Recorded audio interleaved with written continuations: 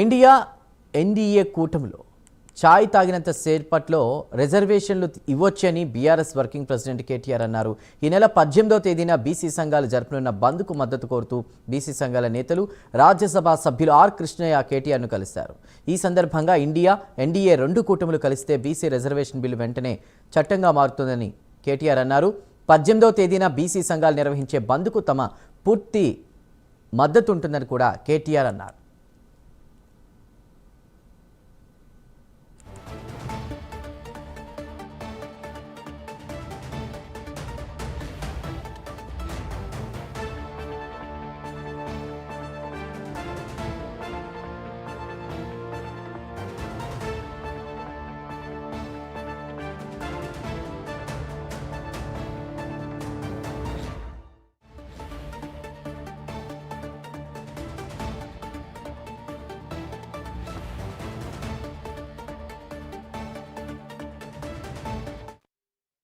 చర్చ కానీ జరగాల్సిన బిల్లు కానీ దేశవ్యాప్తంగా బీసీలకు లాభం జరగాలి అంటే పార్లమెంట్లో చేయాల్సిన పనిని శాసనసభలో చేసి మళ్ళీ నెపాన్ని ఇతరుల మీదకి తోసే ప్రయత్నం ఏదైతే ఇక్కడ కాంగ్రెస్ ప్రభుత్వం చేస్తున్నదో అది మంచిదైతే కాదు. అంటే అల్టిమేట్గా చిత్తశుద్ధి ముఖ్యం.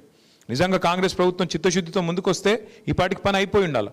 కానీ ఒకటే పార్టీ 5 గొంతులతో మాట్లాడుతుంది. ఒకరోజు ఏమంటది, మేము రాజ్యాంగ సవరణ ద్వారా సాధిస్తామని వాళ్ళే మాట్లాడతారు. ఇంకో రోజు పార్టీ పరంగా రిజర్వేషన్లు ఇస్తామని వాళ్ళే చెప్తారు. ఇంకొక రోజు ఆర్డినెన్స్ చేసినాం అయిపోయిందని ఇంకో రోజు వాళ్ళే చెప్తారు. అల్టిమేట్గా ఏంటంటే రాహుల్ గాంధీ గారు మోడీ గారు వాళ్ళిద్దరికిన కరెక్ట్గా ఉంటే, వాళ్ళిద్దరికిన కరెక్ట్గా అనుకుంటే ఒక్కటే ఛాయ్ కప్పు ఛాయ్ తాగే లోపల ఒడిచిపోతుంది పని. దీనికి మనం చేయాల్సింది కార్యక్షేత్రం ఇక్కడ కాదు. ఇక్కడ బంద్ మీరు ప్రకటించారు, దానికి మా నైతిక మద్దతు ఇస్తాం, తప్పకుండా మీతో నిలబడతాం. కానీ అసలు కార్యక్షేత్రం ఢిల్లీ. ఆ ఢిల్లీలో ఒక జంతర్ మంతర్ ధర్నాతో కాదు. ఈ ఉద్యమం యొక్క ప్రభావం కేంద్ర ప్రభుత్వం శకదాలుగా పార్లమెంటుకు అన్ని పార్టీలకు, అప్పుడే ఈ పార్టీలు ప్రభుత్వాలు దిగొస్తుంది. ఇనుమైనా అంత పెద్ద ఇనుమును నిప్పులో పెట్టి రాజేస్తే ఎట్లా అంటే అట్లా ఒదుకుతుంది. అట్లయే ఈ పార్టీలు ప్రభుత్వాలు దిగి రావాలంటే తప్పని పరిస్థితిలో చేయవలసి వస్తుంది. అది లేకుండా ప్రజా ఉద్యమాలు లేకుండా ప్రపంచంలో ఎక్కడ కూడా మార్పు రాలేదు.